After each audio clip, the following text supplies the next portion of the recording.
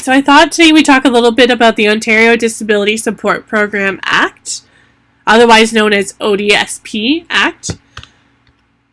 So I just wanted to provide a little bit of food for thought, some background information on disability and employment.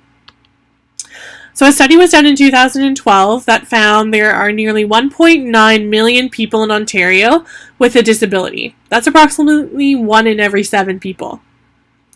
However, the unemployment rate amongst this group is 16% compared to the 5% experienced by those without a disability.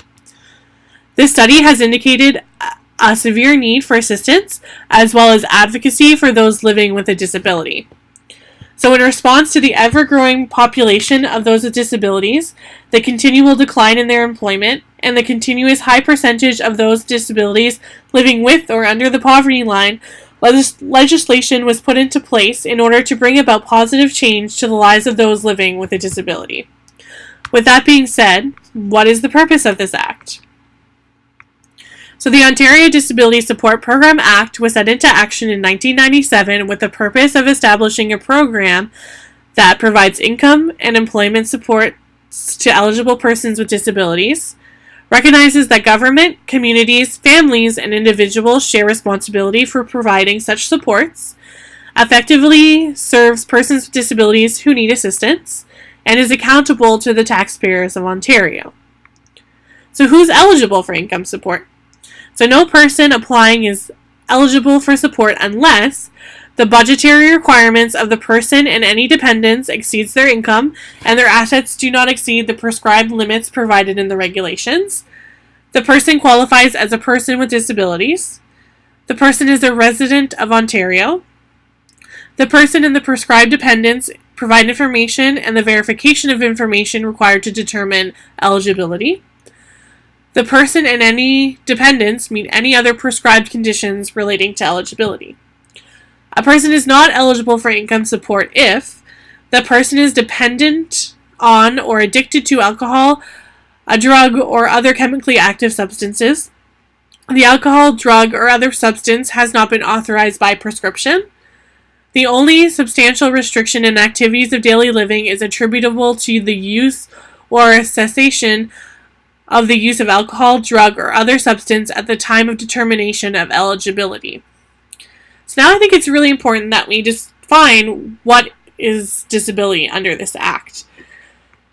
So an individual is considered a person with a disability if the person has a substantial physical or mental impairment that is continuous or recurrent and is expected to last 1 year or more. The direct and cumulative effect of the impairment on the person's ability to attend to his or her personal care, function in the community, and function in a workplace results in substantial restriction in one or more of these activities of daily living. The impairment and its likely duration and the restriction in the person's activities of daily living have been verified by a person with prescribed qualifications. I think it's also very important to note who determines the eligibility. So eligibility is determined by the person who is appointed director for the Ontario Disability Support Program.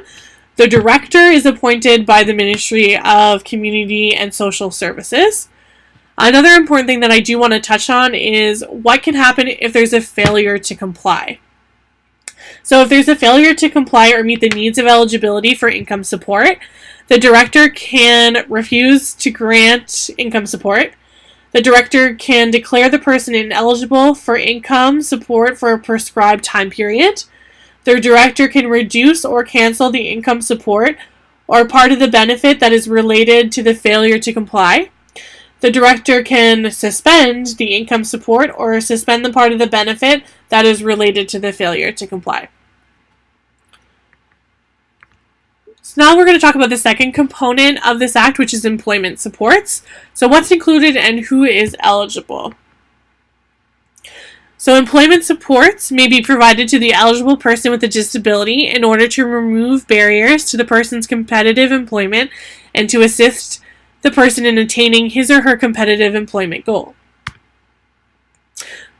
I just want to touch a little bit about who receives employment supports. So employment supports may be provided to a person who qualifies for income support, or if the person has a physical or mental impairment that is continuous or recurrent and is expected to last 1 year or more, and that it presents a substantial barrier to competitive employment. The impairment and its likely duration and the restriction of the person's activities of daily living have been verified by a person with prescribed qualifications. So it's very similar to income supports, just with the added lifting of a barrier for employment.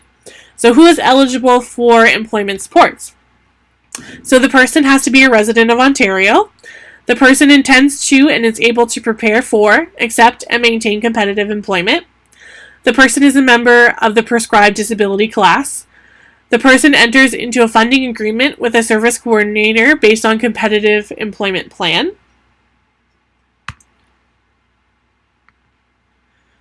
So where can this information be found? So information regarding the specifications of the Act can be found on the Ontario website, which is listed there. The information regarding the Ontario Disability Support Program, or ODSP, can be found on the Ministry of Community and Social Services website, which is listed there. Information regarding the study done in 2012 on disability and employment can be found on the Ontario website, which is also listed there. So I really hope that you now have a ground of knowledge going forward on what the Ontario Disability Support Program Act, and you can speak to and advocate for those that may need the assistance. Thank you.